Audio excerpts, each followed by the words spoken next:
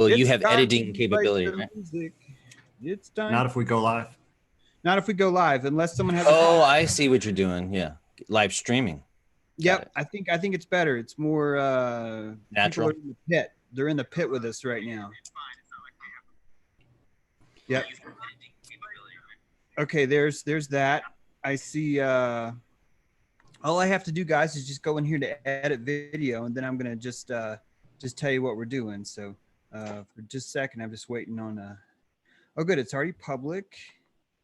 And fantastic. We should be on now. If anyone wants to see the stream, here's what I'm doing. I'm going to paste in the chat. You guys can, if you want, you can pull up this link in the chat. If you want to keep, you know, if you want to watch the live chat taking place, just what I would do is pull that up and then mute the video or turn the video off entirely. You can just pause it, but then you'll see the live chat. I'm not saying you guys have to, just want you to know that that's an option there. James cannot see the chat because he's in his car, but that's going to be fine. And welcome all to the live stream. I've been out of commission working on a screenplay, so I'm back now. It's good to be back. I'm looking forward to doing streaming. And one of those things has been this very conversation. I am assembled with this is the halls of freaking justice. I'm talking about the real halls of justice here. The minds that we have in this room are going to blow you away. I'm saying that without any pre-sale. This is going to be a great conversation about sovereignty. So the rules are simple. None of us are going to fall for any Kabbalistic Zionistic spells that have been cast on us 8,000 years ago. All of us are here to enhance our own sovereignty and to find ways to get there. This is a no rules discussion. All topics are welcome. There is no moderator. If anyone has ever seen me host a mass conversation in the past, you already know I am horrible at it. I am actually going to try and play the neophyte here. When I say try and play, is typically in the streams, I'm usually the one trying to present things. I'm actually going to be trying to more like ask questions and see where you guys are going with this. This is not a gang effort. It's not that these four people have plotted something. All of them are independent minds. However, Jonathan Rogers has brought up a document, and I'm going to actually just hand it over to him and let him introduce what we're talking about. If anyone wants me to share something, if it's just easier for you, if you can tell me in the chat, hey, James, pull this up or whatever, I'm happy to. But if not, feel free to share your screen. There is, that's all else I'm going to say, except for thanks for being here, everybody. Maybe we should do a quick introduction. Maybe that would be a good idea. So how about, James, we start with you. You just want to tell us tell everybody a little bit about your background? You're muted there, James. Can you hear me? Okay, good. There All right. Well, yeah, that's a broad question. Background to the sovereignty thing, I would say philosophy is my big background as far as that's concerned.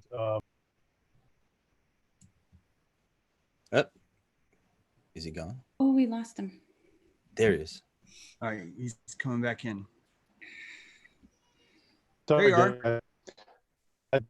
Okay, so that led me to law school, and believe it or not, I went to law school looking for truth. I found out that it was more of a trip to the land of Oz, but I focused on litigation and constitutional law, and right now I'm practicing criminal law. Cool. How's that? That sounds good? Did it come across okay, the audio? The audio is breaking up a little bit. We were able to get all that, but just an FYI that the audio is breaking up. It might be better for you, James, to only go to audio, Okay. although it sucks because the camera's crystal clear. But No, I more value what you have to say. Okay. And then I'm going to unpin. All right, Jonathan? Yes, sir. So my background? Yes, please. Essentially autodidact.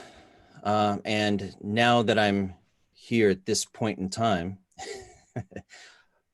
I'm very happy that I went that route. Didn't go to college, not officially trained, not indoctrinated, you know, only slightly brainwashed at some point in my time. But I think I've cleared most of that now. But So you're uncircumcised. Yes. In that sense, yes. Sorry about that. So essentially, I was trying to abbreviate it so we don't take so much time out. But after leaving a fundamentalist Christian background, I was searching for more truth. What's interesting about me and James talk about this quite a bit, where there's 3 layers to religion, if you will. There's an exoteric, the outward things that are taught, and pretty superficial for the most part. You can, like Neil and some of his, this is Neil Kramer, by the way, some of the people that follow him, it's bowling with bumpers. You can't really go wrong. You know, there's some guidance in life for morality and ethics, you know. But anyway, there's a mesoteric layer too. And that's kind of what I believe I was involved with. There was a deeper meaning more than the exoteric available. And so at some point you exhaust that resource and you are prompted by the spirit within to look for more, go deeper, you know, get more truth. So I ended up getting a mentor kind of by accident. His name was John Voris. And I'll have to say that when I was at certain religious meetings, when I was like 12 or so on, I just bored out of my mind. It was very dry, not emotional, you know? And so I'd read Revelation quite a bit, Daniel, Ezekiel. In fact, those were my favorite books in addition to Ecclesiastes, you know? And so I just read and read and read and read. And I was really attracted to the symbolism of the cherubim, which are, they called 4 living creatures. They appear in Daniel and in Revelation. And the mesoteric meaning of that is you've got these 4 living creatures, one which has the face of a lion, one has the face of an eagle, one has the face of a bull, and one has the face of man or an angel. And I just got really obsessed about it and kept looking deeper and deeper into it. And the mesoteric meaning of that with the religious organization that I was in was that represented love, justice, wisdom, and power. And it was 4 cardinal attributes of the divine, of God. And we were made in that image. So it was a psychological template for us even.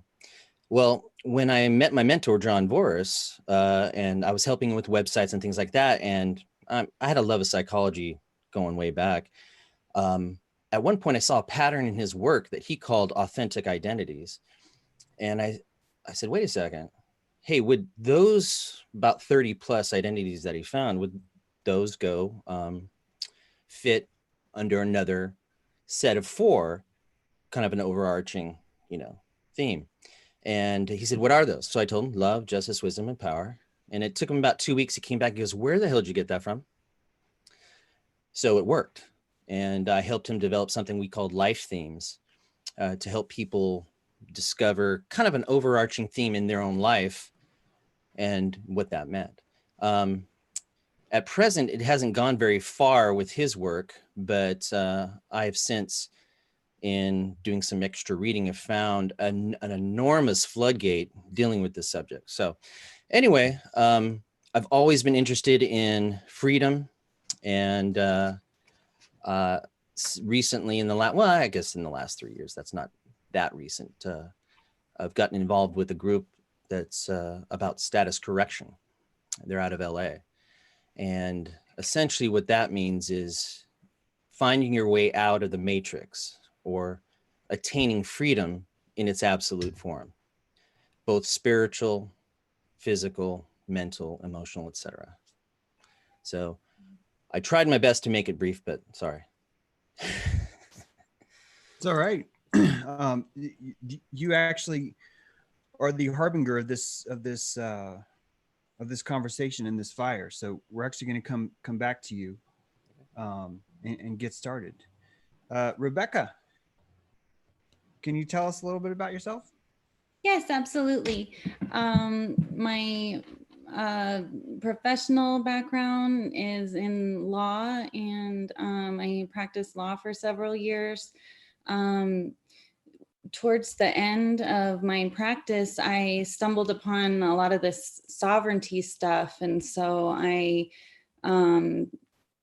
started studying the sovereignty aspect of it, and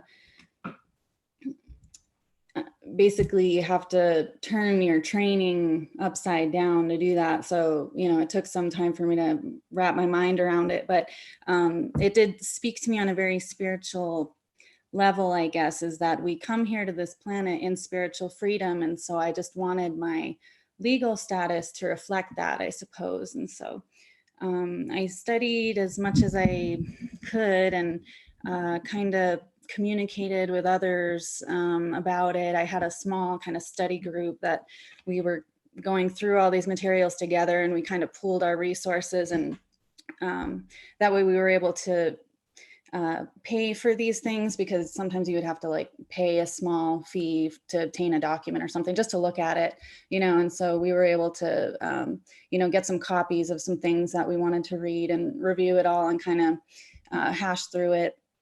And different people, you know, took different approaches, I guess, and I took my own. So I put my paperwork together, I guess it was 2015. And so 2015 and 2016. And so that's where I'm at. The process, I guess we can get more into the process later, but I went through a process. And so I'm just curious what other people did too. Yeah, great. We all are. And that's why this panel is going to be so helpful. Andrew Kaufman. Yes, thanks, James. It's interesting how we all have such different paths, and we've all kind of arrived at this roundtable discussion. I'd say that I went to medical school and did my residency in psychiatry. And as I was going through my residency, working at state hospitals and Veterans Hospital, et cetera, I began to realize very quickly that the state actually gives police powers to psychiatrists. Mm-hmm. We can initiate what's called civil commitment, where we can essentially take someone and lock them up in a hospital against their will for an indefinite amount of time. And each state is different in how they procedurally go through this and how strict they are and or lax they are one way or the other issue. But I became quite uncomfortable with having this power and being expected to use it for administrative purposes or convenience purposes. I felt like I was violating people's rights.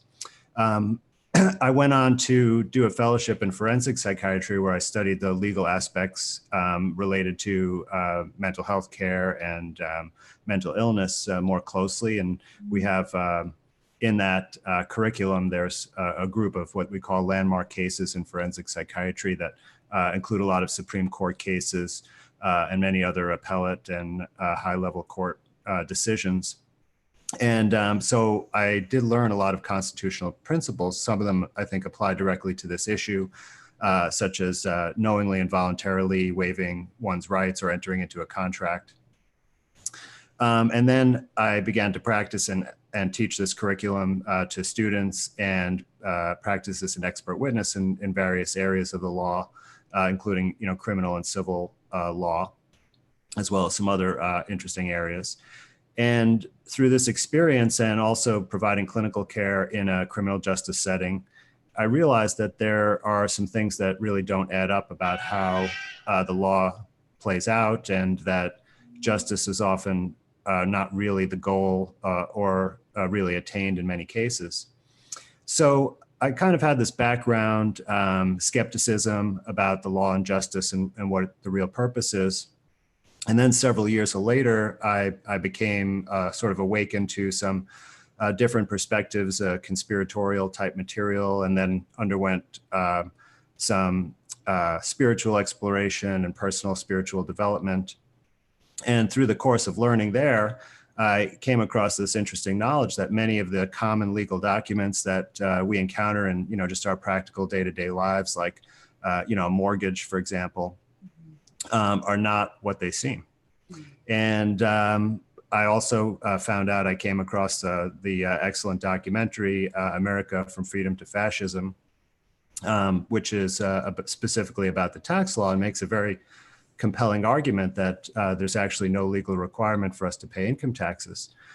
So with that background, I came across some people with more knowledge in this area, and found a mentor, and actually decided to personally try to not sort of exercise my right to appropriately conform to the law, and made a legal argument to the tax entities for my personal tax return. And I've had some excellent success so far with that, and can talk about it in more detail as well. And when Jonathan sent me a copy of this letter that we're going to discuss, I was really kind of blown away, and wanted to go dive into the deep end right away. Yeah, for sure. So people know you're from New York, Andy, and you've had some luck with the state, as I understand it already, with some sovereignty work. That's correct. And I'm really looking forward to us getting to that too. All right, great. Jonathan, you sent me this email, IRS versus Reed. I will pull it up. Yeah, please. And so people can see. And if you want to walk us through this, please do. So a friend of mine that I met through status correction just so happened to live in my neck of the woods. We were surprised. He's actually a former forest ranger, and then he's also an astronomer who's been assigned to Mira out here in Carmel Valley, deep out there on Chews Ridge. And he's been at this for a while. What you're looking at on the first page is the judgment by the tax court that says this has been dismissed, and it's for lack of jurisdiction. So essentially this is proof that it can be done. And there's lots of, in my local radio station, every 15 minutes, there's a statement that if you owe the IRS, they will get you. It's a very funny commercial, in my opinion, because it's erroneous. It's all fear mongering. A lot of this, when you do talk to, let's say you're a layperson on the street and like, oh, well, I haven't filed for X number of years or whatever. They're like, well, you're going to jail soon. It's just not true. And in the courts, it's been proven multiple times that jurisdiction, or proof thereof, in other words, jurisdiction, juris, law, diction, speak, say, essentially it is, the law is what I say it is, or I speak law. You can view it both ways. And it just simply means authority. Does the court have authority? And it has to prove that it has authority. And my quest has always been, when did all this happen? Who, the bosses having authority over us, it goes way, way back. And I like to use the analogy of what I call the two-person planet. So why don't we make it a four-person, five, James is here. It's just, I don't see him. A five-person planet, we're all in a spaceship. We go to Earth 2. There's no humans there. We get off, the door opens up and the ramp lowers, and I jump out, hit the dirt and go, shotgun, all mine. And the rest of you would look at me and like, have you gone insane? What is going on? Are you just joking or what? And that essentially is what it is, because we intrinsically at heart know there's no one above us. We have free will. And socially, yeah, we have to kind of agree to things and make sure we don't step on one another's toes and that type of thing. But where did this whole idea of authority come from? And in one sense, it goes back to the divine rule of kings, also the order of Melchizedek, which is you have a king priest class that make all the rules. And essentially what we are attempting to do is educate ourselves and come out from underneath that. So if we were on this 2-person planet and we needed to do something like dig a ditch or build a domicile or something, we would all agree, and that's a verbal contract, you know. And until that construction's over with, then we are bonded or bound to one another to get the job done. It's really simple. But in the world that we currently live in, it's extremely complex. There's a lot of obfuscation, which means layers upon layers of hidden meaning that complicate matters and confuse matters to the point of you're raised thinking, and you know, our parents help us because they tell us no, you can't do that and go to bed now. And so for a time, there is this authority over us, and it's useful. It keeps us safe and gives us direction. But at some point, we break free from that, and we are our own persons. So something I always often think of is, how come I was never given a choice? How come when I reached 21, there wasn't some, I don't know, counselor or some advocate of the US government saying, hey, now that you're 21, you get to choose. You don't have to live here. But if you do, we will give you these benefits and these rights and all these things. But if you don't, you can go petition another country and ask if you can live there under their situation. And if you wanted to, I imagine that if that world existed where you were given a choice, you could find some place that's free mostly of all these extemporaneous rules, you know. But anyway, to go back to the Chris Reed ruling against the IRS, we have proof right there that they didn't prove jurisdiction, and they canceled his case. And in this particular sense, it was he hadn't filed for 14 years or such. And then they said, you better file or else. And he said, well, you don't have jurisdiction. And Chris really threw everything he knew at it. It's like a 15-page document. I don't think it had to be that extensive, but whatever he did, it worked. And I was talking to James about that. Since he's a criminal lawyer, I'm like, there's got to be one paragraph that probably was the coup de grace, you know, the one statement that made it plain and simple. You don't have authority over me, so I don't owe you anything. Jonathan, if I would have to, you know, ask, and maybe Becky, you'd be more expert to answer this, but there's a quote in the judicial decision from the cover letter to the affidavit. Can we see that cover letter again, James? So it says, you know, be it known that I, Christopher James, am not a petitioner, defendant, acceptance agent, or a trust and transmitting utility named after me and owned as a franchise by the Department of the Treasury of Puerto Rico, and no federal statutes or regulations apply to me or have any jurisdiction over me. Yeah, and that right there might have done it. And that's right there in the second paragraph of the letter. Yeah, accept an agent or trust and transmit utility named after me and owned as a franchise by the Department of Treasury of Puerto Rico. So what's your question on that, Andrew? Well, it seems like that may be the most operative argument that was made since it was quoted in the judge's decision. Right. And that franchise is what people sometimes refer to. We choose in status correction not to use the term straw man. It's gotten out of hand. A lot of times when we come up with terms that are very descriptive, the authorities, quote unquote, will turn that around. And, you know, this goes back, this type of technique of taking words and changing their meanings goes back way back, but the men of letters is one term, or the literati. And if you ever see the reference of the illiterate, it's really not talking about those that can't read or write. It really means those who cannot read symbols. This whole world is steeped in symbology, and that's really what quote unquote magic is, you know.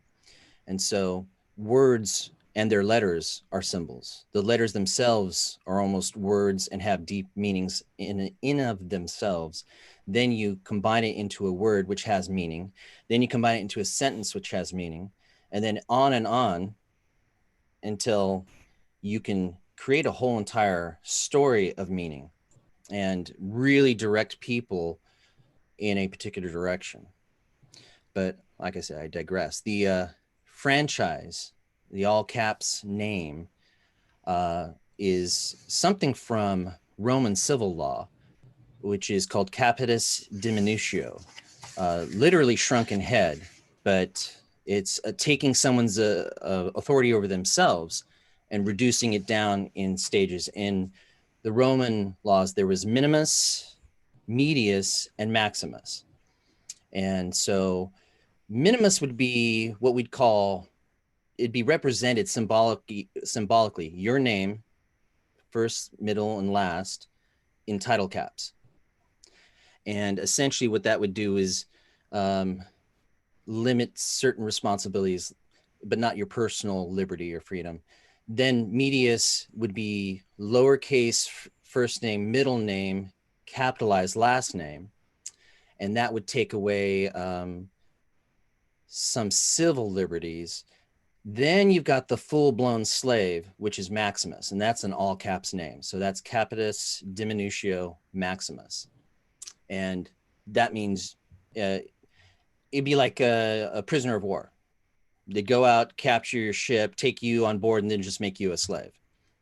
And that's the end of that.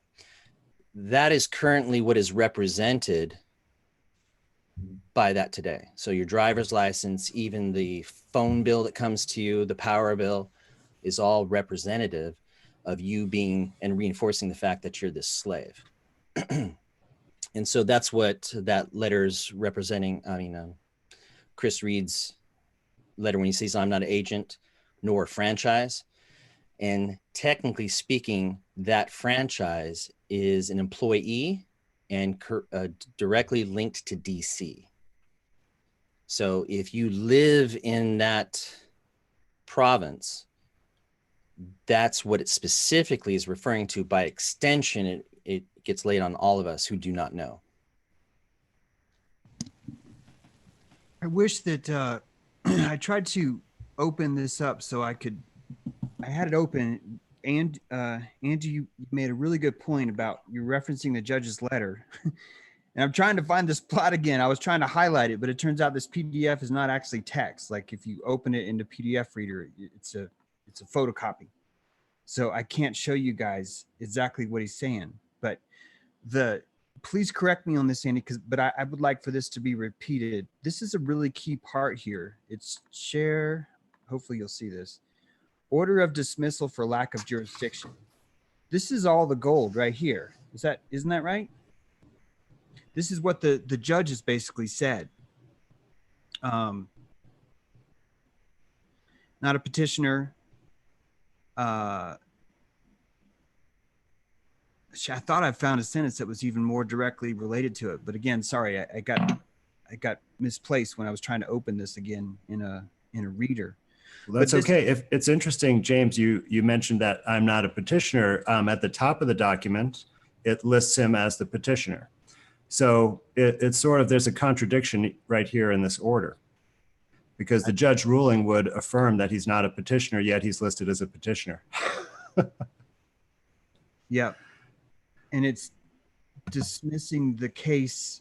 Right. And that's the thing. They, unfortunately, in order to have a conversation, words must be used and labels must be applied, but you can negate those by saying, I'm not a petitioner. You can call me whatever you want, but I do not recognize your authority to call me as such. Yeah. And we've seen that a lot.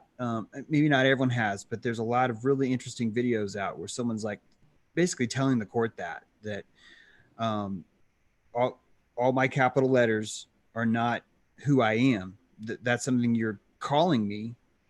And if I answer to it, I'm basically agreeing to become that weird entity of skin, no longer a free man, basically, but some sort of, what was it that SP just put in chat? Actually, he would actually use the word as a birth certificate. He answers it right there. I should stop talking because I just don't have enough experience of this to even know what's correct. But here it is. SP had said, would the law folks agree that the birth certificate is evidence that an organization has been organized?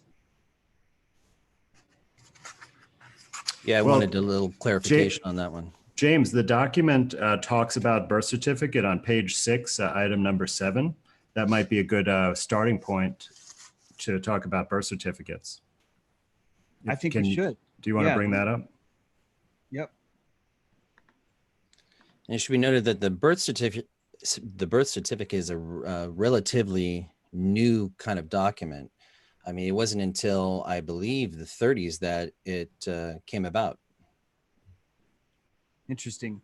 Can you guys see the screen now? Yes. Yes. I may have to pin this to make sure, but can you, Andy, what do you think about this birth certificate? Or what does anyone think about this? The fact that a birth certificate was granted me by a local hospital is irrelevant to my sovereignty. No status, high or low, can be assigned to another person through a sheet of paper without the recipient's knowledge and consent. How can you have consent if you've just been born? Like, how is that possible? Right. And that goes back to that idea of mine where, you know, you should be given a choice at some point in your life. And esoterically, 21 would be that time where you would be given an opportunity to go, yeah, I would like to make some choices for myself.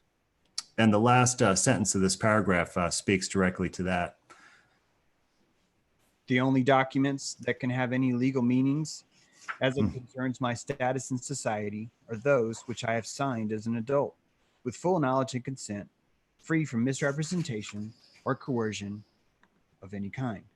Yeah, it's beautifully said, actually. The birth certificate is a financial instrument.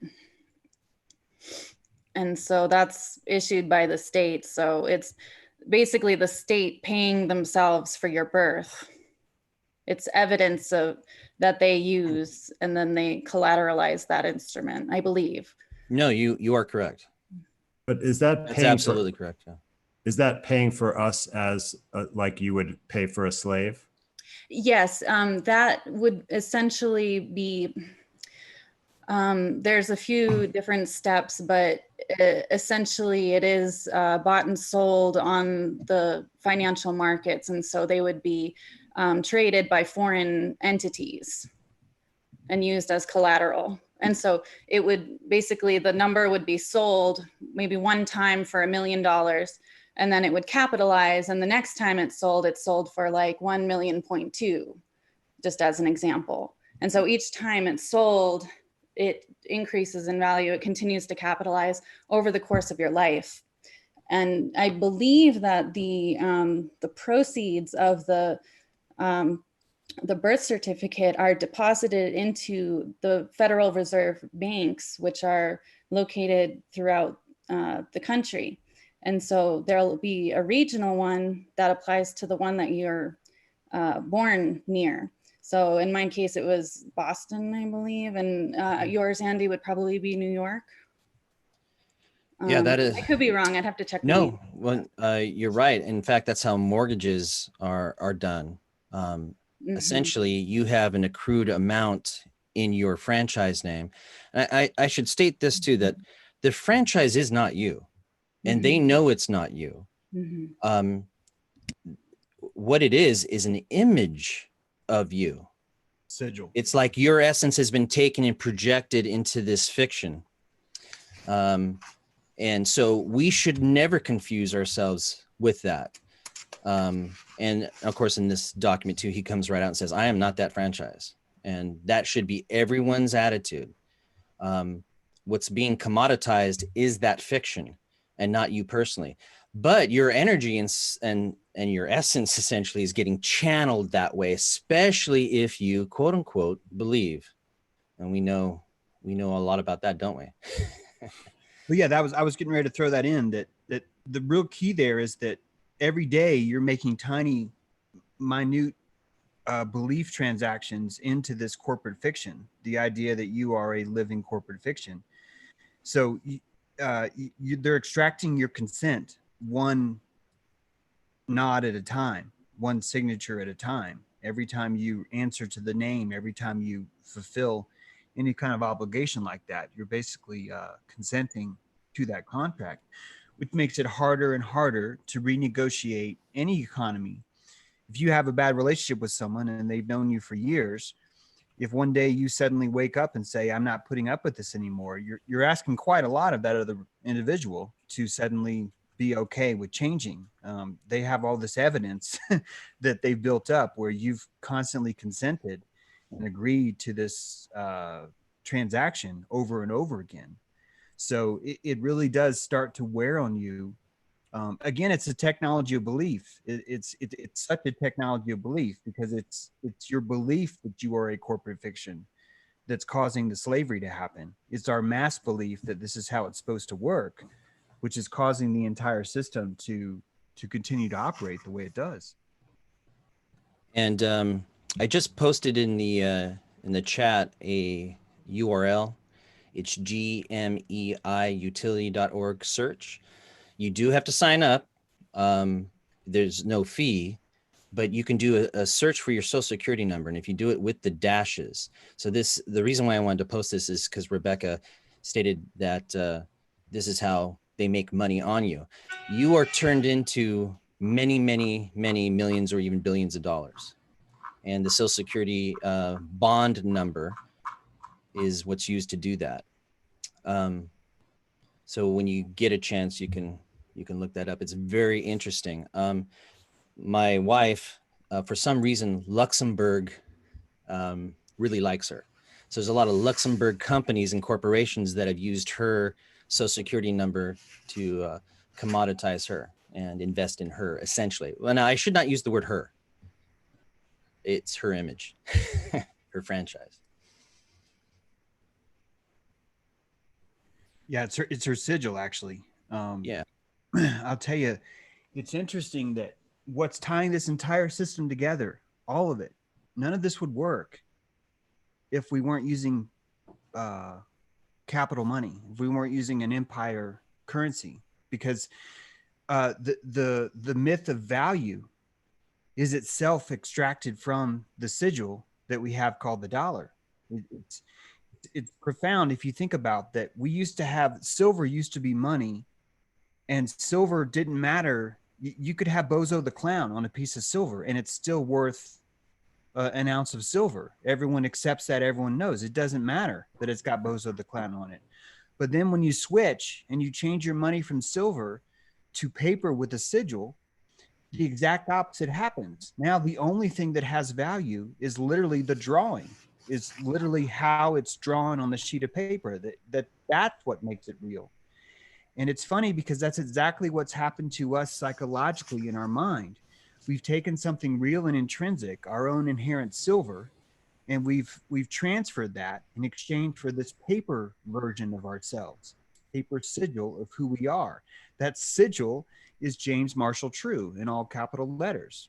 That sigil is your name spelled out as an organized entity.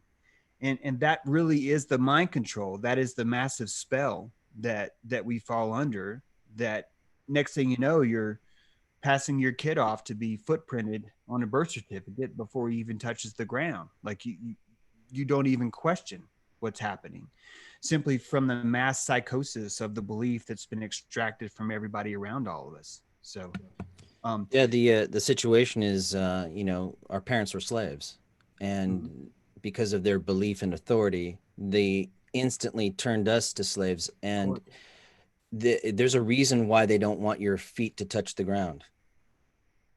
Yep.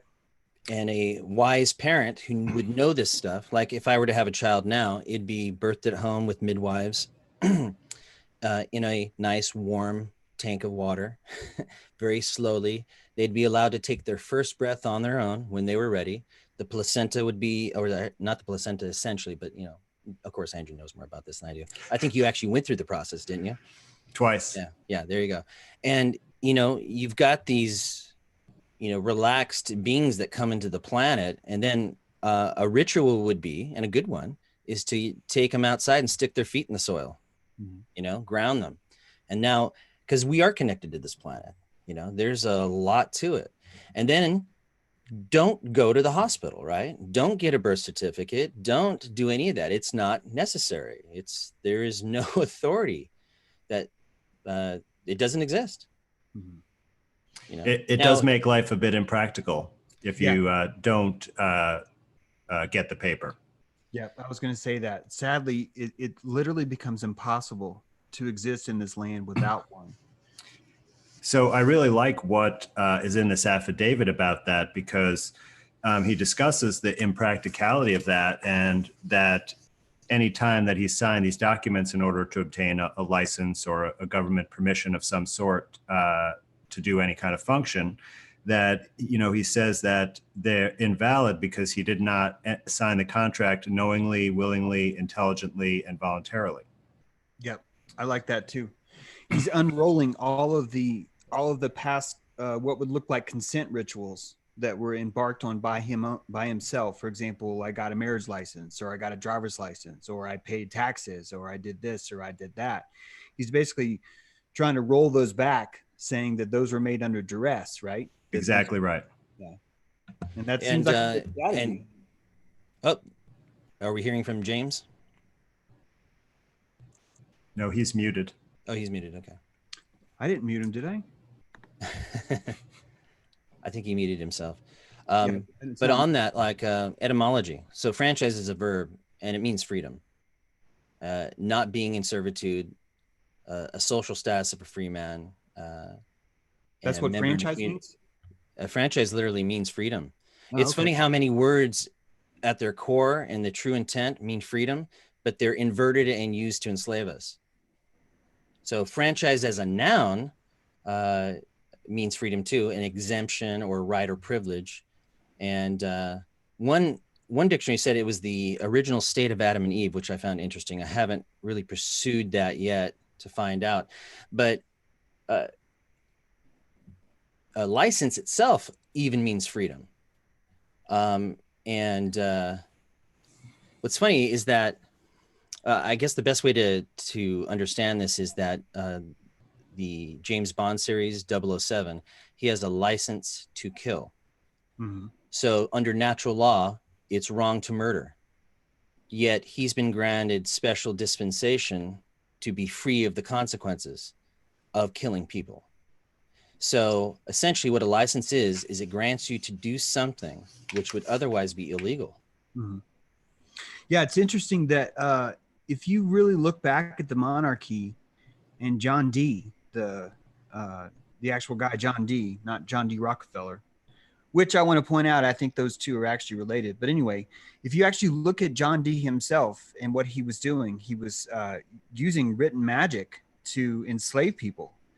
And it's just really fitting that so much of Black's law has come from the monarchy too, as far as how it claims ownership over things. All this is spellcraft.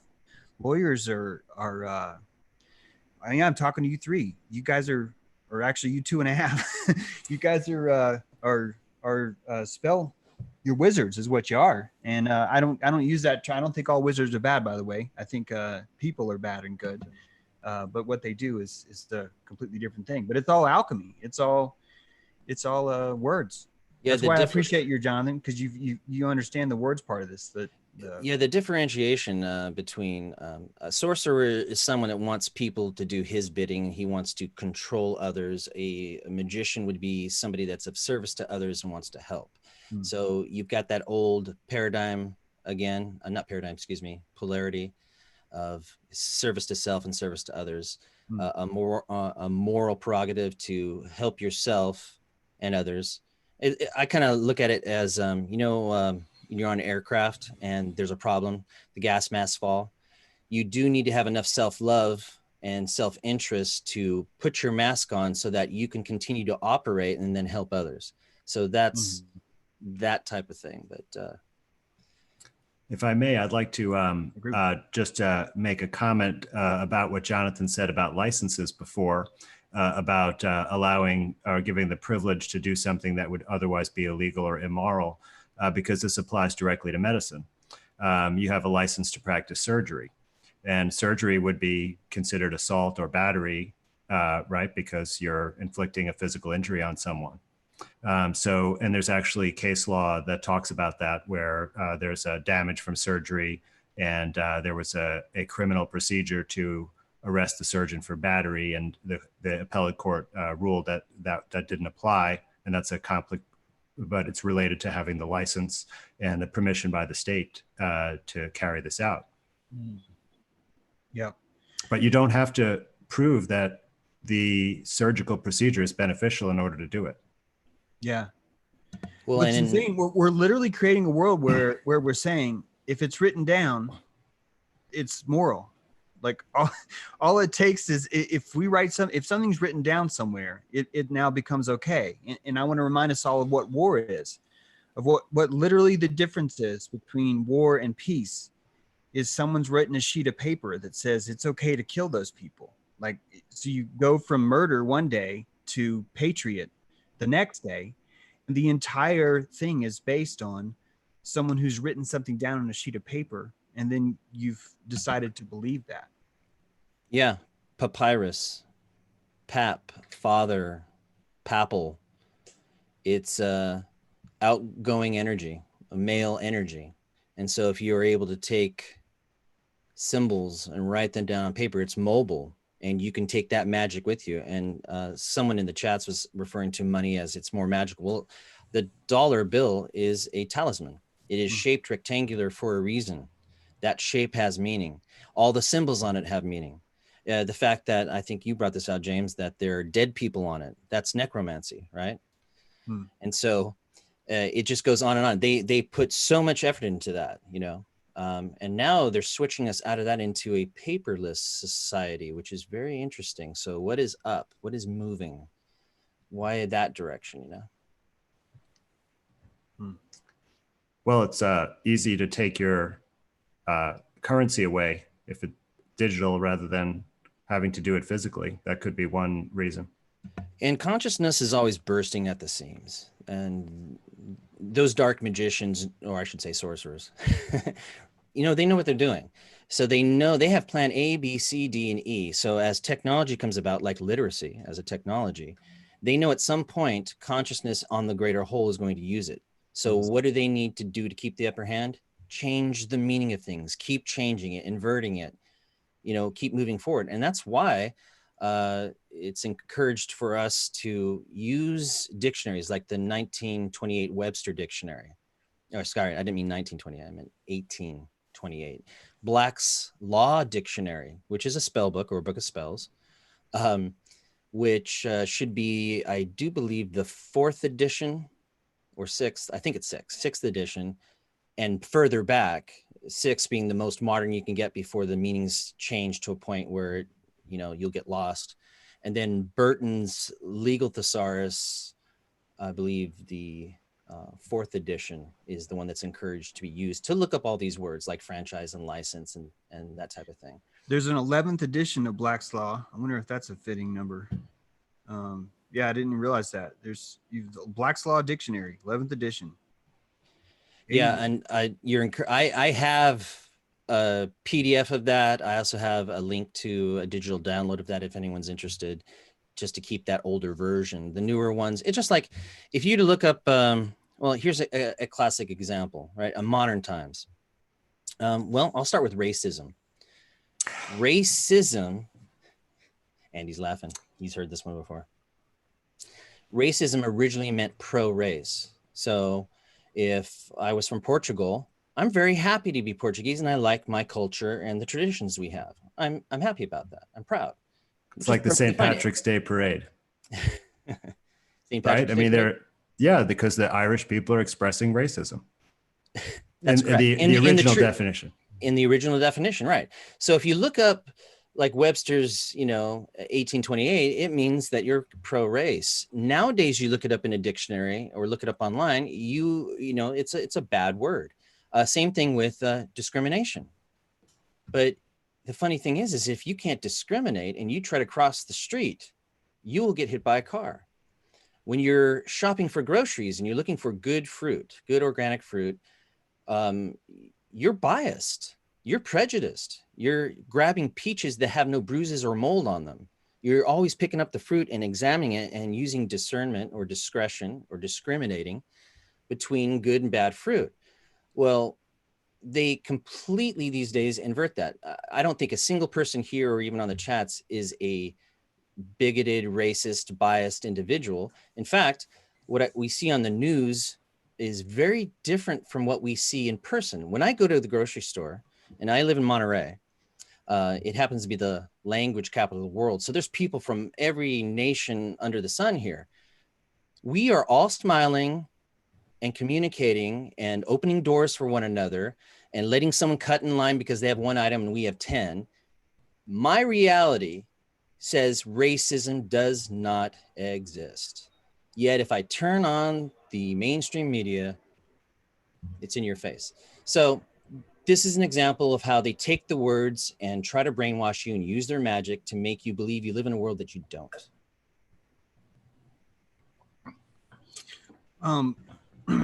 All that's true. I want us to, we're already an hour in, and because we have lawyers and because we're focusing on this law, I want to try and bring it back to ask some real specific questions and hear what you guys think. I'm under the impression that maybe this is a two-step approach.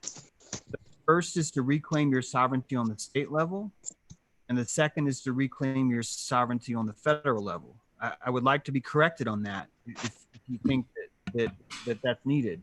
But I'd love for us to talk as practically and as systematically as we can about what people could do that are listening, what they can maybe think about stop doing. Like, so there's two parts, you know, one is actively doing it. Another is maybe what can they actively stop doing, and how those relate to real practical steps here, you know, on the state level, to the IRS, to anything at all like that, even tribal stuff, wherever it comes from. Does anybody have anything like that they can throw out? Well, you did it in the right order. State is first and foremost. It's actually the first place where you live. It has greater jurisdiction, if you will, or authority over you, or, you know, I hate to say that, but than the Fed does. But Fed is like the final stop, and it can get really involved here because there's, you know, there really are 4 different quote unquote United States of Americas in different forms. And I won't go into it because that would be a whole 3-hour discussion, and it's complicated too. Well, really quick, just to say what you're talking about is the Constitution of the United States of America, 1787, the Constitution of the United States of America, 1789, and the Constitution of the United States, 1790. Is that what you mean? Because this is actually on page 1 of the Living Man affidavit.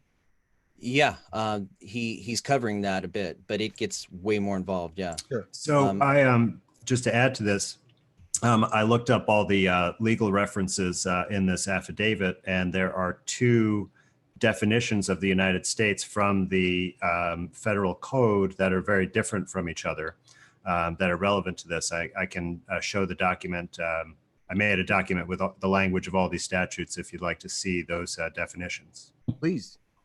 All right, so let me just share my screen here.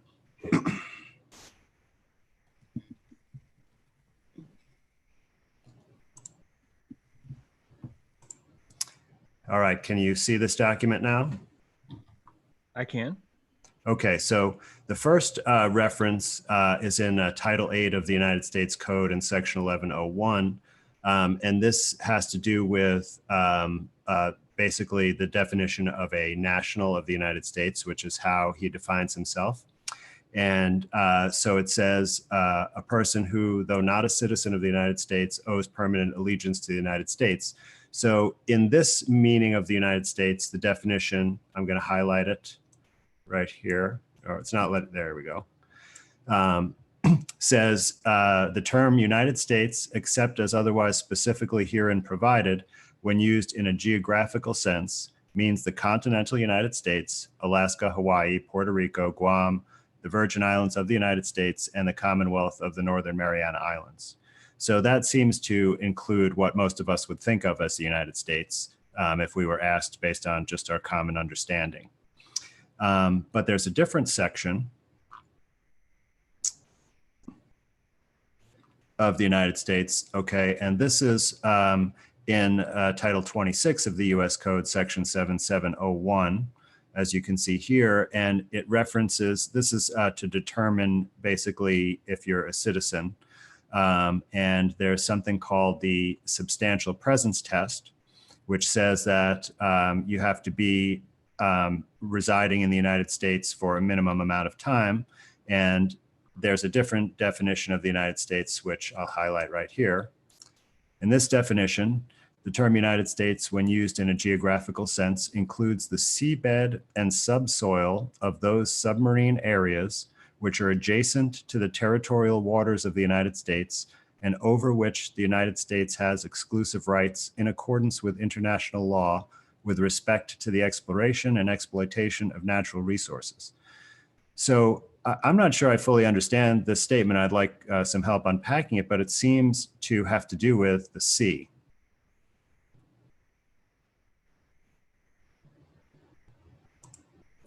Anyone want to weigh in on that?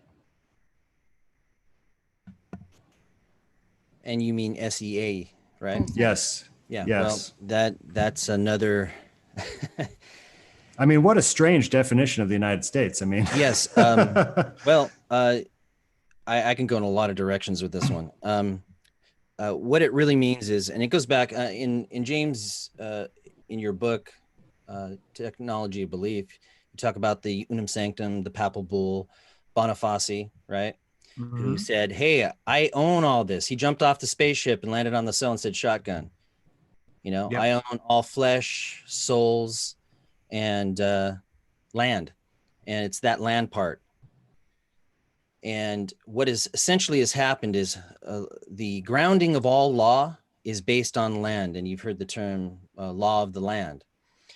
Effectively, what they've done magically, if you will, symbolically, if you're not into that, is lifted all flesh off the land and thrown it out to sea, the sea of the dead. Commerce, meaning come together, come together, and then merce, sea. So come together on the sea sounds very romantic, but essentially it's given us no standing. You can't walk on water.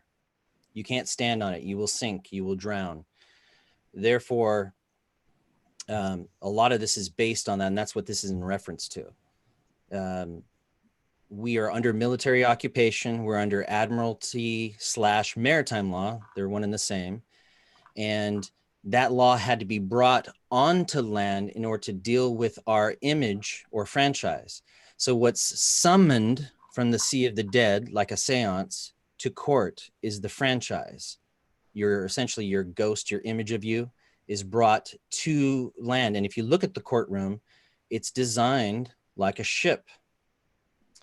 And like I said, we could talk for hours on this. This is probably a 10-hour discussion, but in short, that's kind of what that's referencing. And I'll try to keep that short because we want to stay on some practical tips with this thing. So that's your first clue. And, you know, it might be good for everyone to look that up and see if they can find what they can find about that. Yeah, I'm not to speak too highly here, but man, my audience is like pretty badass. Like typically when people watch, I'm serious, when people watch my stuff, they usually know more than I do. And so it's like, I'm always like trying to keep up with them in the chat. I definitely, there's definitely so much truth to the whole admiralty law versus sea law, but it's such a disempowering conversation to have because all we're doing is just explaining, yeah, and these chains are made out of steel, and oh yeah, well look at these are, you know, these have some mind control wrapped in, and it's like such a shitty, awful place to approach it. That is important because we have to understand how it works. But meanwhile, there are these men that are walking into court saying, "I am the living soil, you motherfucker. If you get up and leave, judge, this is my court. I am now in charge of this court." And it's like you're watching these YouTube and you're like, holy shit, did that just work? And you're kind of left scratching your head going, what just happened? How did that all just happen? And I'm going to be the next guy that does that. I know that someone's going to be taking me to court. I just got threatened by an admiral 2 weeks ago, guys. Seriously, 2 weeks ago, an admiral doesn't like my shit. And is like, what the fuck, man? I know that this is going to happen to me. And I'm going to go in and I'm going to be like, I am the living soil. I reject all of your definitions. Fuck you. I don't even know if that's the letter I. For all I know, that's a capital L. I don't even know what you're talking about, man. And just start over and treat them like I'm a baby and say, I need you to understand what is. Yeah, I would use the word comprehend. Eliminate the word understand from your vocabulary if at all possible. When you're having a conversation with your mother, please, go ahead and use the word understand. But if you're in a court of law and someone goes, do you understand, Mr. James? You say, no, I'll never understand, but I do comprehend certain things, because that means standing under their authority. Right. All this is word games and tricks, and they're always trying to get you to essentially incarcerate yourself, really. Yeah. That's how it always happens. The 2 times that I've gone to court, it's always been like one guy didn't pay me for something. I tried to get him to pay me. It was always like, because I was representing myself, it was just the other lawyer was just waiting long enough for me to say something that he could then use, to dismiss the case or whatever. That happened twice. And I've known for a long time, since I wanted to be a lawyer, I've known I will never be a successful lawyer. This is the most fucked up system I've ever seen. I mean, I've always seen that. I was pre-law all through college, by the way, just for what it's worth. I was philosophy in order to go to law school, in order to work in civil service. That was always my plan until I saw how law works. Working in a public defender's office, I was the guy that went into the holding cell to do a pre-interview for my boss. And just understanding how the whole process worked, I saw right away, this is not justice. This is something else. And then I joined the military, and then I was like, oh, okay, now I know how the world works. This is a machine. This is a machine of evacuated people eating each other. I'm getting off topic here though, because I want to come back to what can we do on the state? What can we do with the state level? Andy, you've done this with the state. Can tell us exactly what your goal is, how it's worked out, where you're at in the process, how you feel about it. Sure. I think with respect to income tax, it might be a little bit different between the state and the federal government, because all of the state income tax law essentially just references the federal income tax law. So there's not a separate law on the books for the state with these things. So in other words, like the way the state responded to my submission reflects the federal law as well as the state law. So the fact that the IRS and the state, revenue department responded differently is quite interesting because the legal argument was exactly the same. And, essentially it has to do with the definition of what income is, which is income from a business, or it's from a providing services of a public office. So my strategy was basically to redo my income documents, the 1099s, and to put zeros in there because the money that was given to me was payment for my labor and not the profits of a business, and I didn't provide any of the services of a public office. So I submitted those as zero, and then also referenced. Andy, can I stop you? I'm sorry. Yeah. That's so crucial. What you're doing is you're telling the state, hi, this is actually money from my personal sweat and labor. Therefore, it doesn't belong to you, right? Exactly. I mean, that's huge. It's so huge because people are walking around in indentured servitude, pretending like it's not happening. We are literally sharecroppers for our time. Like, there's really no other way to explain that. If you're going to live in this land and you want to raise the crop of your time and harvest it, someone wants to own that. Not wants to, someone is claiming ownership of that crop. Someone is claiming ownership of 40% of all of your sweat, the energy and time that you have. So what you're doing is that you're first ending that by saying, no, I'm not a corporation, right? This is my labor. This is what I do. Sorry to interrupt, but that's a big deal. No, you're exactly right. I mean, it would seem as if basically what's happening is you are not an individual flesh and blood person. You are a corporation, as you said, and you are owned by another entity. And that owner is basically taking their profit from the corporation, which is based upon your labor.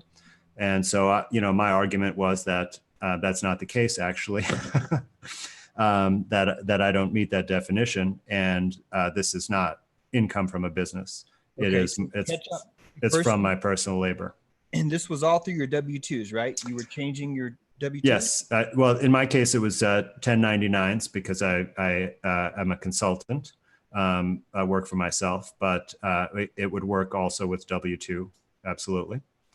Because the income is defined similarly.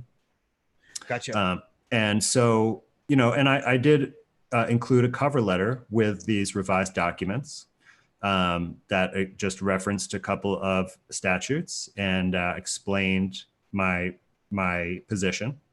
That was just one page, very sacrosanct.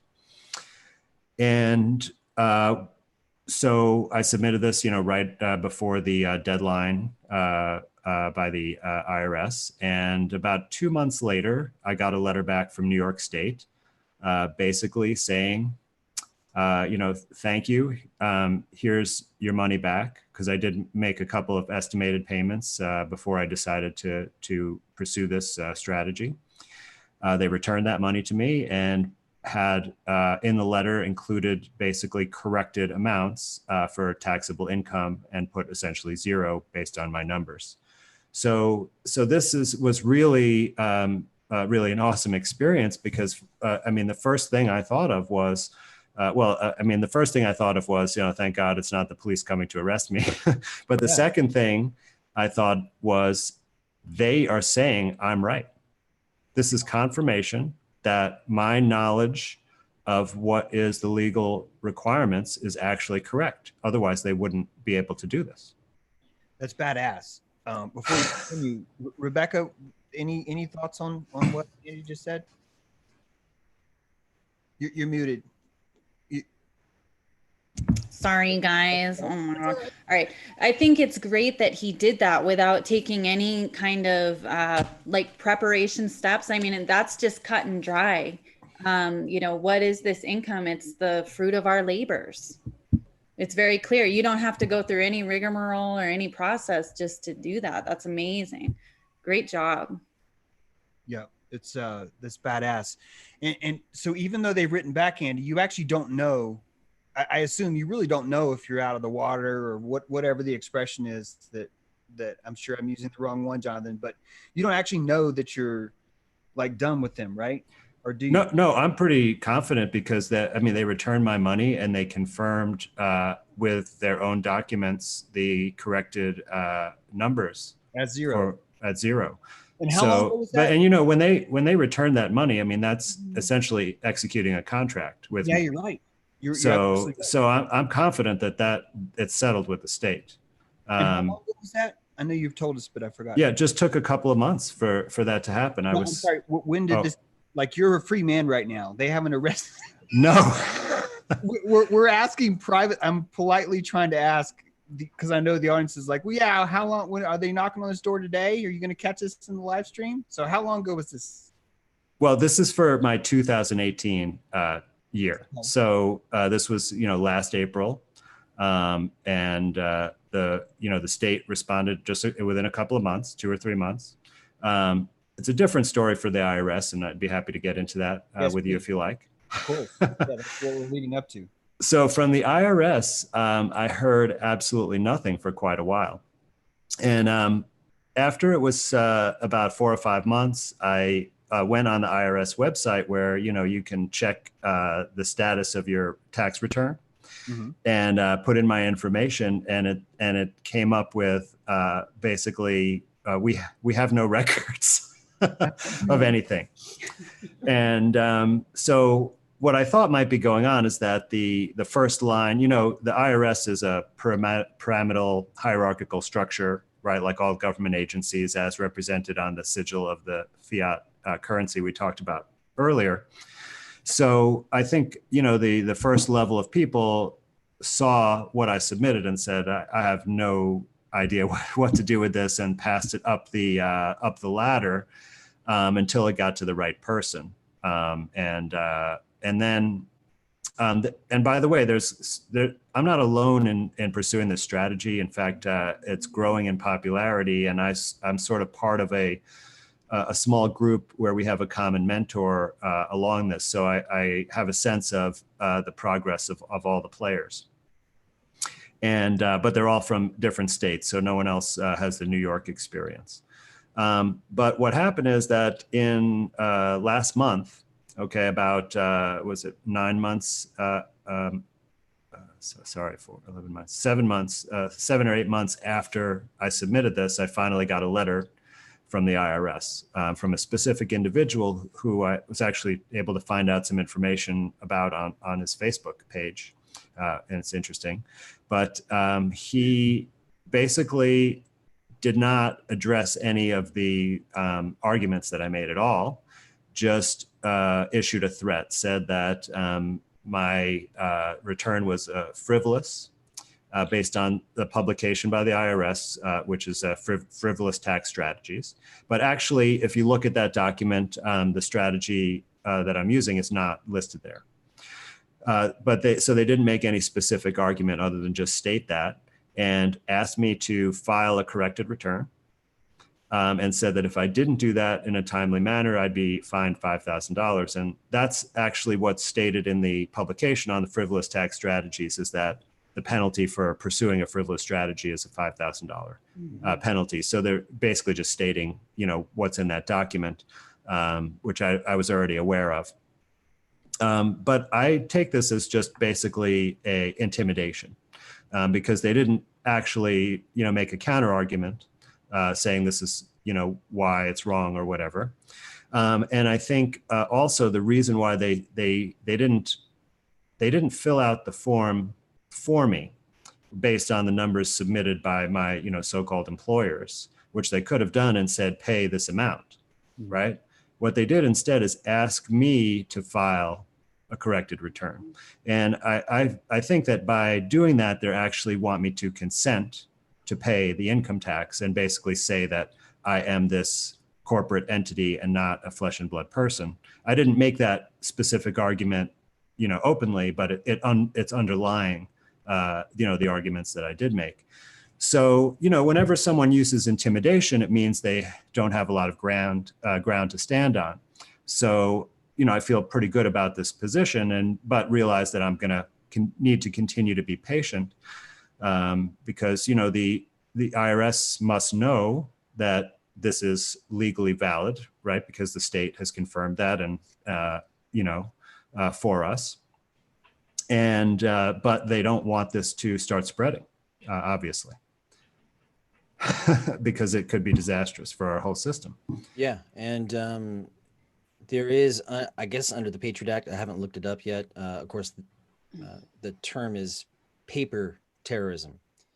So especially, and if you look up the definition of paper terrorism, it specifically is towards government officials. They're trying to cover their butt. You can't file frivolous, quote unquote, you know, it's a matter of definition and point of view, really.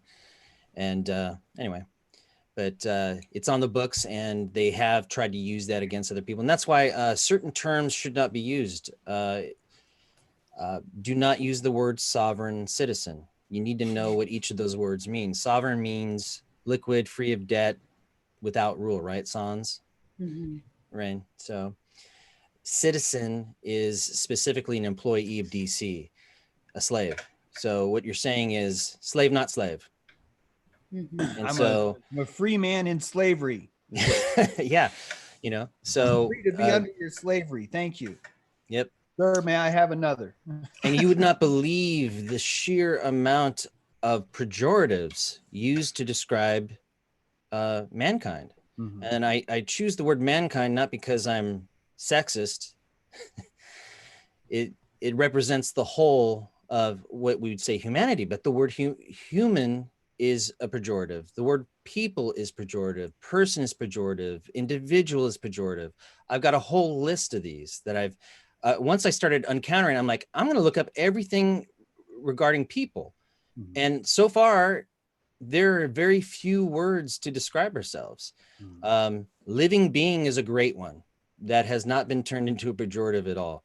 But citizen, civilian, well, you know what? Really, civilian is just, it really means someone who's educated in Roman civil law. So that's not so bad. That's not a bad thing.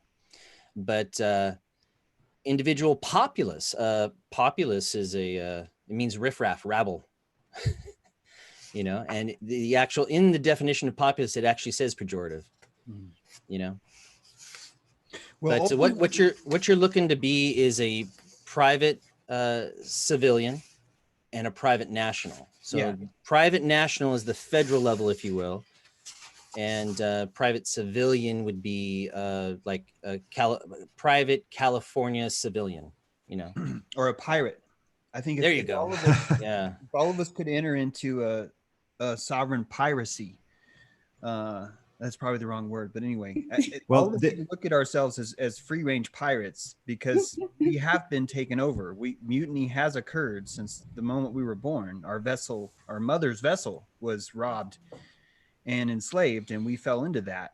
It's our thinking that we're safe underneath this system that we have is actually the very thing that causes us to feed our children to the machine.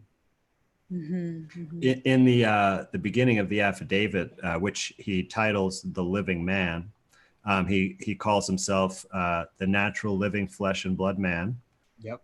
a peaceful American national on the land. yeah. So An you know, American state Chris did national. his homework when he came up with those terms. Yeah. Absolutely. And then he uses the federal statutes to say that he is an American state national. So that's a non-citizen. I'd like to read this out loud, actually, if I could, because it's really good. I, Christopher James Reed, a lawful person born in the land and soil of my respective state of the Union, am not subject to any foreign federal citizenship obligation, being neither British state citizen or municipal citizen of the United States, two capacities created by the three constitutional agreements known as the Constitution for the United States of America in 1787, the Constitution of the United States of America in 1789, and the Constitution of the United States in 1790. I do not accept nor do I adopt any foreign citizenship at all. I am not a member of any religious cult and not party to any consecration invoked by Franklin Delano Roosevelt. Myself, states, and people of this country are today faced with the necessity of addressing numerous misunderstandings, usurpations, and criminal activities, including gross breach of trust and fraud on the part of our foreign service providers. That is a big mic drop right there. Yeah, Really well said. We are currently under military occupation, and we are belligerents. We are criminals, if you will. And anytime you use paper money, write a check, or any of these things to transact with commerce, you're conducting an illegal activity. And this actually goes back to, let me see if I can pull it up. We are an enemy of the state just by trying to live our lives. Yeah, well, look at Smith Moon Act. It literally has on paper the excuse to lie to us because we're so dangerous and violent. Yeah. I think so, Jonathan's referring to the Enemy of the State Act when they made all of us enemies of the state. Yeah, and this goes back to the Hague Convention. So Hague Convention is a treaty that was done in 1899. You know what's really interesting about all this stuff is the late 1800s was this golden time of spiritual enlightenment. And in order to squash that, something had to happen. 1914. You know, when you're focused on surviving and eating The spirituality tends to go out the window temporarily, right? So, so at the Hague, and this is really interesting, and we'll go back to some more practical things, but this, I think the first practical thing, James, is education. Yeah. Know what words mean, get this under your belt, and then take a chance, take a risk, be courageous, do something on paper, tell them this is what you're up to, you know? So I'll go ahead and read this. The Hague Convention was a meeting of world policymakers. Okay, so what they wanted to do is establish a global understanding and create public policy. So under Article 2 of that treaty, it states the population of a territory which has not been occupied, who on the enemy's approach spontaneously takes up arms to resist the invading troops without having time to organize themselves in accordance with Article 1, shall be regarded as a belligerent if they respect the laws and customs of war. So there's a lot of funny statements in that, but we're going to focus on a few only. So on the surface, it looks like, you know, it simply applies to matters of war. But again, public policy was being written here. So what does belligerent mean globally? So in this case, it's those who, quote unquote, take up arms to resist the invading troops. It's not obvious at first, but when you scrutinize that, it's an obfuscation tactic, right? It's inversion. And so the definition of belligerent means one who wages war or is engaged in hostilities. So when they make that statement, take up arms to resist the invading troops, is that those who righteously choose to defend themselves against an invader and those who want to protect their families and property are in fact hostile and antagonistic warmongers. You can see that just complete inversion of it. So, and then of course, if you look at arms, that's kind of ambiguous too, because it can be a tool.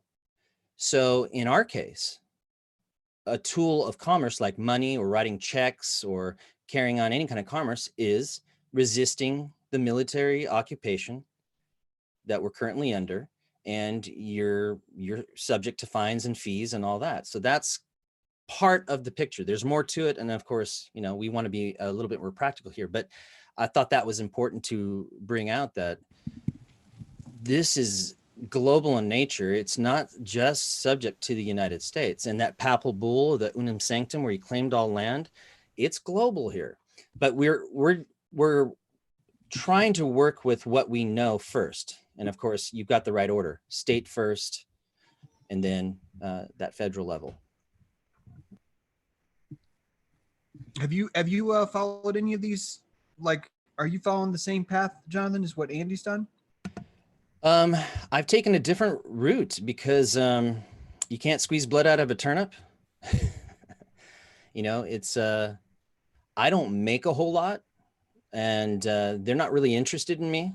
You know, they got bigger fish to fry. And in practical terms, although it may not be comfortable, I mean, I could live in a car at a warehouse somewhere on someone's private property, and they say, yeah, sure, you can park your car and live out of your car. But I'm not really affecting change, am I? I'm not really being creative. I'm still a bit of a prisoner, aren't I? But I'm kind of free, you know, until I get kicked off the private land, and then I'm driving down the road and I don't have a license or a registered vehicle. Now I'm getting in trouble again, you know? So, but there's things you can, you know, like going off grid and even being nomadic, if that's comfortable for you, is got a lot of freedom to it. There are a lot of documentaries on minimalism and, you know, BML land and, you know, constantly moving and meeting new friends, if that's your style. But if you want the traditional quote unquote American dream, which really doesn't exist, you're going to have to go down a different route. And these things do exist. Feel free to look up status correction. It was a phrase coined by the group that I belong to. You can check out the website Gemstone University. It's not free. They do charge a fee. That is how I found Chris Reed, who wrote that document. Now, he wrote that document prior to status correction. In fact, status correction probably would not agree with his methods, although they worked. Because with all this is a cautionary tale. Everybody's different. Everyone has a unique situation. It's like a thumbprint or an iris scan, right? You may have a certain set of conditions and you may be on somebody's radar. So you have to know accurately your position in order to proceed cautiously and be effective, especially when you're dealing with paperwork. You do not want to be considered by the state a sovereign citizen. You do not want to be considered a paper terrorist. So you have to get educated. Otherwise you can end up, now, like you mentioned those videos, you know, you got the guy, I'm a living man on the soil, you know, on the living soil. I've seen a lot of those videos where he is successful, and then there's some where he gets taken away. Yep. And I know one guy who just with DMV and vehicle related things, I should say, who was local here, who spent 72 hours in jail numerous times and always let free. But look how inconvenient that is. 3 days of your life spent locked up and then finally let you go because they have no charges, because they know they've got no leg to stand on.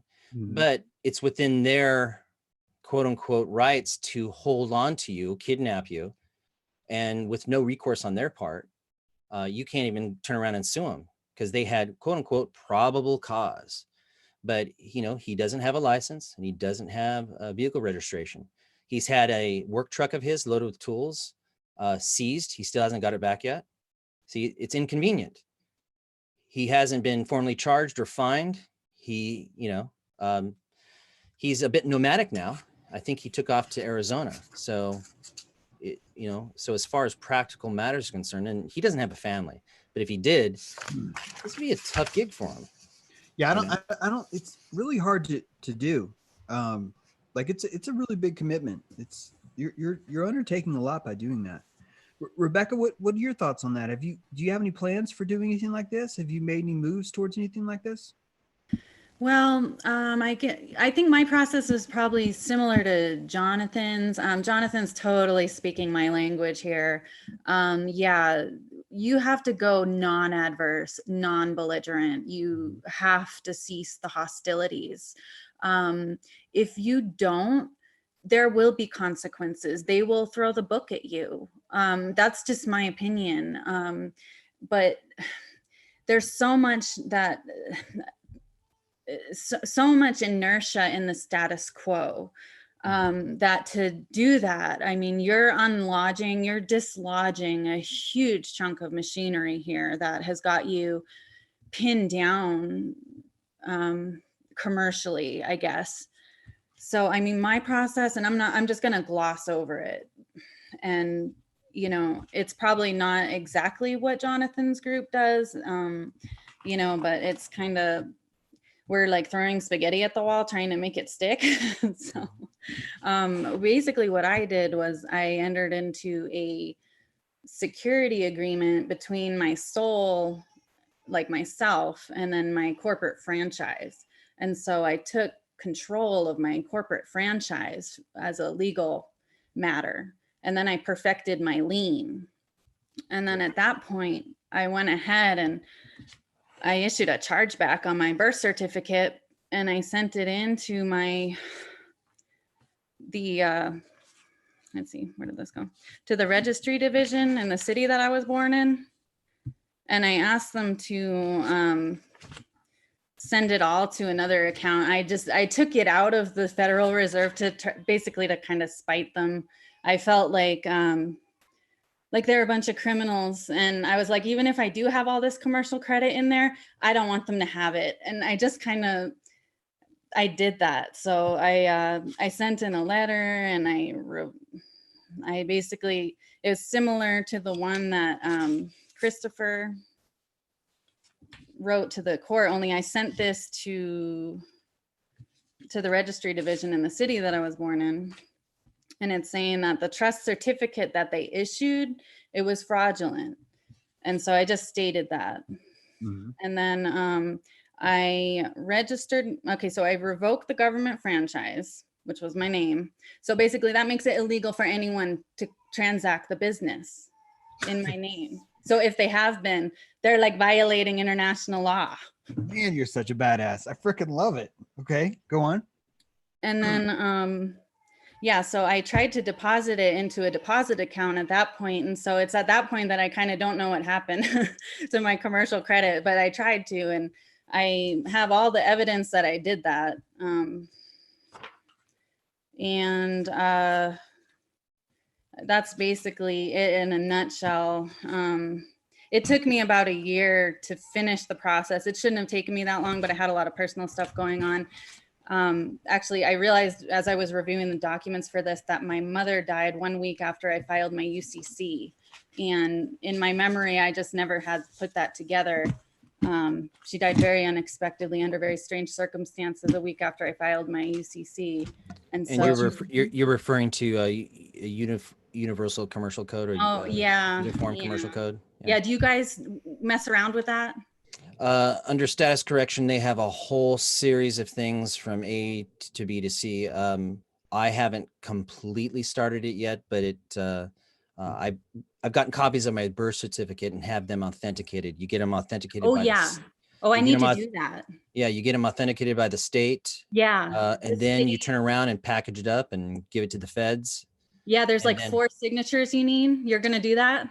Yeah. I always wanted to do that. Okay, it's first step. Stop. Wait, stop. Yeah. Tell everybody what UCC is, Rebecca, because you just said a whole lot, but we just don't know what UCC is.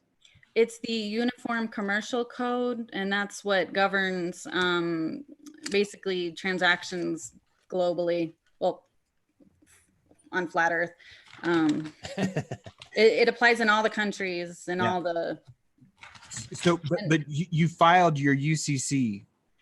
It's called a financing statement, and this is just getting into kind of the theoretical aspect of it. But it, like when you buy a car off of someone and they maintain an interest in it until you pay it off, someone will file a document saying this person owes me all this money. And so that's what I did, only I did it between myself and my corporate fiction. And basically I said that they owe me like so much money, like they could never pay it back, essentially, like ever. And that's that's freaking awesome, by the way. You're literally, it's like dealing with your disassociation by sending it a bill. Like seriously, it's like I'm disassociating myself, but here's a bill. Now either get back in here or pay. Yeah. And so it's kind of like, it's the hammer, and I've never had to drop it, but I keep it there for my own well-being. I got you. Yep. Yeah. This is your backup, one of your backups to your backups to your backup. Yeah. Similar, somehow, John. Yeah. Somehow had the wherewithal to just push this through. I have to update my paperwork. There's a lot that I still need to do, like Jonathan's saying about this. Authenticating your birth certificate. I forget exactly what that does, but by going through that process, it's a very valuable process that if you do that, you can gain a lot from it. Yeah. What it does is when you have when you order your birth certificates, what they do, it's kind of a trick. Mm-hmm. You can order one of two. One is a copy, like a Xerox copy of it. Oh, here you go. Here's proof that your birth certificate exists. And what you're after is, no, I want an authenticated copy, just like the original. Oh, okay. Well, that costs a little bit more. So here you go. And you get that. And then you take the step of having the state that you were born in authenticate it, and then the Fed. Now, once you have all those stamps from the secretaries of state on both, it is now an official identification. Doesn't require a photograph. I can present that to any quote unquote official and say, here's who I am, right? Gotcha. They recognize it. It's not that I would prefer that. I'm the living being. I don't need any identification at all. I exist. I'm right here in front of you and I'm talking. Why would I need identification? But that is the process, and that's what it's for, is that now you can take those birth certificates and send them off to various officials to declare your status officially once and for all. Whereas what Chris did, and it worked for the purpose that he was after, is look, I don't need to file, so go away. You have no jurisdiction. End of story. And they go, okay, yeah, you're right. So things like that. Now, more involved things require more sophisticated documentation. That's all. Okay. So I want to interrupt for a second, just tell everybody that's listening that if you're lost by any of this, I think that's normal. I think this is actually part of this process. This is some pretty deep-seated weeds that we're talking about. And what I see happening here is that these three people that have joined me here, and I hate that we lost James, because I'm curious if he's done any of this, but these are really three different approaches. I'm not saying that they're juxtaposed to each other different, but they're an individual path that each of them are taking in their own sovereignty. And that path's going to be different depending on who it is. And it's funny because that's literally the definition of sovereignty. Your sovereignty is going to look very different than someone else's, especially if you have kids, if you're married, if you work in a federal office, who knows, if you've got a W-9 versus, a 1099 versus a W-2, it's going to be a completely different approach. Before we get too far ahead, because I know that I've got a 2-hour limit on my, like the Zoom thing. I'm not sure which, guys. It's either YouTube cuts you off at 2 hours or Zoom does, but it's going to cut, something's going to get cut off, and I don't want to miss it. And I want all the viewers to understand that this is really good, important work. And I brought this table together because I want this to continue. I would love for us to provide a fountainhead, a resource for others. Again, not to show you how to do it, because that's the opposite of sovereignty, but just more of just to explain, here's how this process is working in New York. Here's how it's working in New Mexico. Here's how it's not working in North Carolina, or whatever it might be. So if anyone has any questions, I think that that's normal and expected. If anything, probably the first thing you should be doing is when you walk away is just really start to even watch your language and wonder, as Jonathan was saying, do I even know what this word citizen means? Do I even know what my obligation means? And just start to follow along. Keeping in mind that we only have maybe 15 minutes, guys. Are there any favorite resources that you might have, or any places that you could recommend where people would go that are just like you, but maybe a year behind, where they're just starting out? I want to ask you all three of you to maybe throw out some suggestions like that. I also want to pass it to Andy now, because Andrew, if you had anything else to follow up on what they just said, that'd be great too. Yeah, well, I can make a sort of an overall statement, because I think I'm probably the newest and the least knowledgeable among our cohort here about this stuff. And so I don't, a lot of the things I've learned so much from participating in this, but it seems to me that overall that this is like a really kind of a nested problem, right? That there's layer upon layer upon layer, like a Russian doll. And even when I was trying to look at the legal references, and this is often true when you're looking at legal code and statute, that you go to one section of the law and it references another, and that references another, and then it references a definition. And the definition of a word might be different depending on what section of the law it's in, right? And that's kind of the overall approach to this, that there are so many different layers and levels, because this kind of system of enslavement has been in the work for quite a long time, right? And I think Jonathan might be able to put a number on that in terms of years. So you can approach it in so many different ways because of that. It's like your entry point. And I think if you were to try to peel back all the layers, that it would be a very long iterative process, and probably not necessary for most of the practical ways that you can disjoin yourself from these false obligations. Yeah, I agree. You'll be much more empowered. Let's not waste too much time marveling at just how evil and psychopathic the system is. Focus more on what can I actually do to disconnect from it. I think that's really the best advice we can give, at least when you're starting out from that.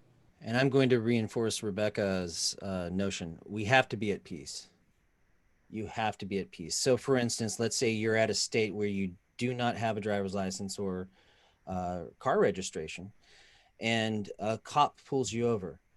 Remember that you're talking to another being, right? Who's under duress, has to do a job. He's worried about feeding his family.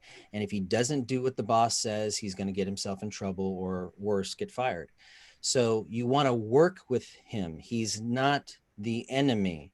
The system, the AI, whatever you want to call it, is the enemy. So what your position would be is to, hey, heart to heart, how do I help you get past this? Because I don't have a license and I have a registration, and I don't want you to take my stuff away. So how can I help? And what it is he will write you a ticket and you will accept it graciously.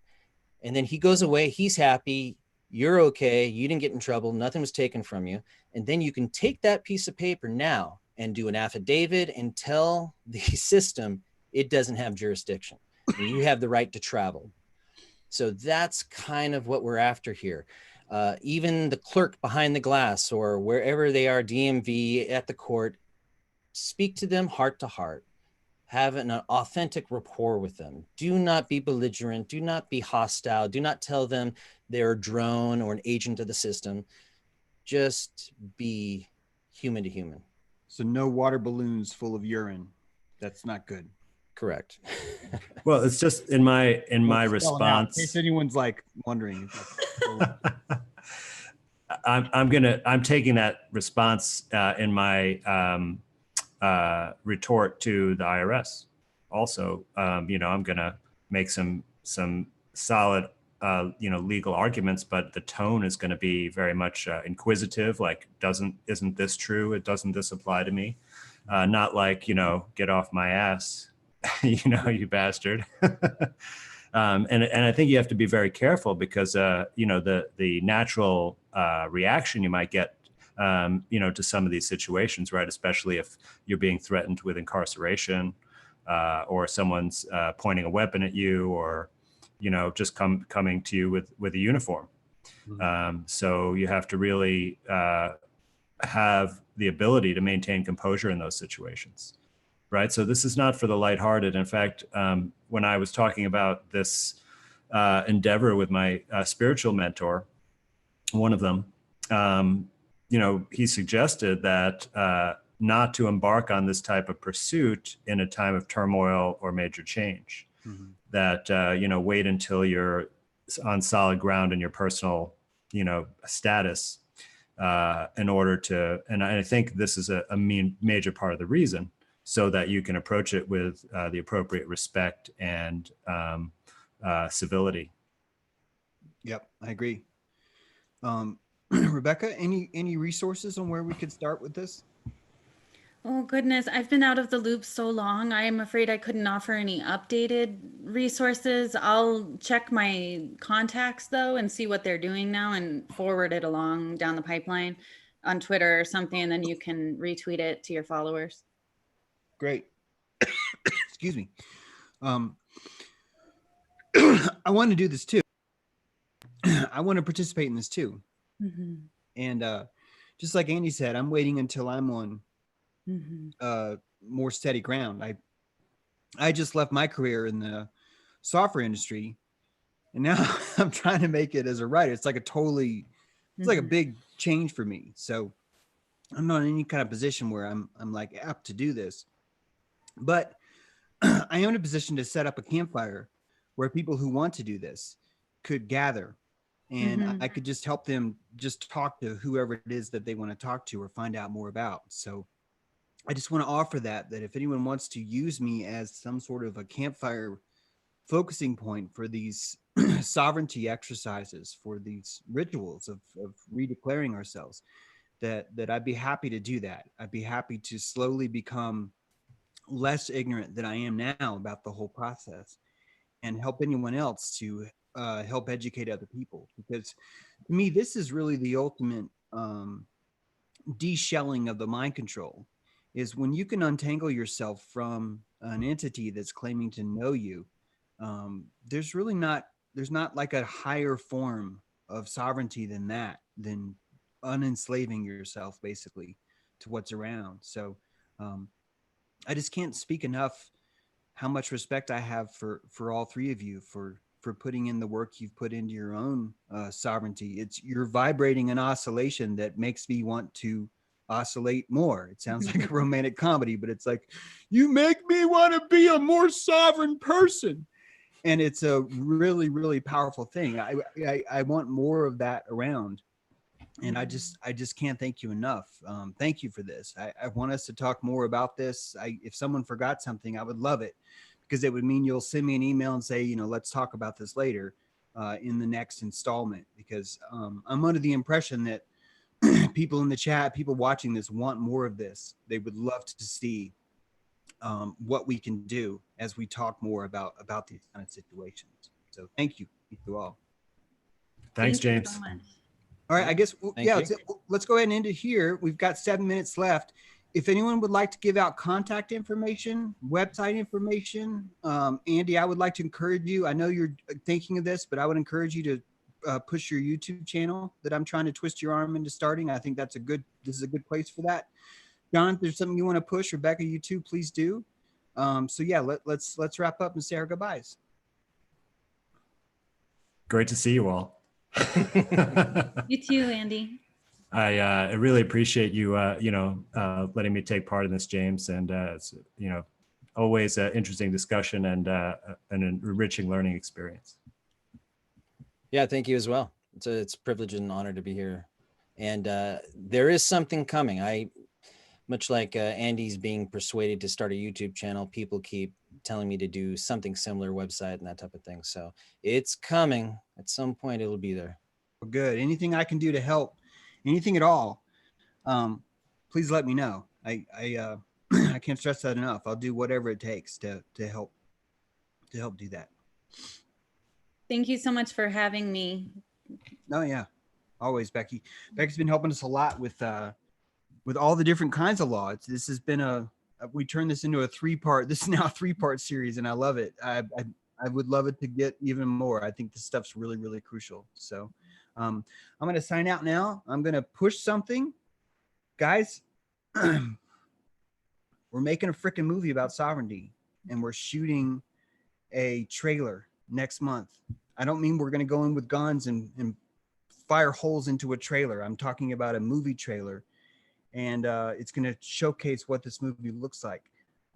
If you can help us out, it would be kick ass. All it's going to do is make conversations like this more rich and more lively, and maybe even more campfirey. So check the description below. You'll see links to get there. You can help us out on GoFundMe. You can join our Patreon. You're basically becoming a production staff until the end of the year. After the end of the year, there's no more you get to be on the production staff just by joining us on Patreon. You're gonna have to do more. So now's the time to come in and be an elder. Help us get this thing off the ground. We've got a script already written. It's badass. I'm telling you. I know the guy that wrote it. He worked hard on it. It's really well done. And yeah, let's keep it sovereign. Let's keep this train rolling. And we'll see you guys soon. I'll be streaming more here too now that the screenplay is done. So you are the living soil. You are sovereign. Don't forget that. Thanks, guys. We'll see you next time. Take care. I'm gonna hit stop record now, or wait, how do I hit the stop?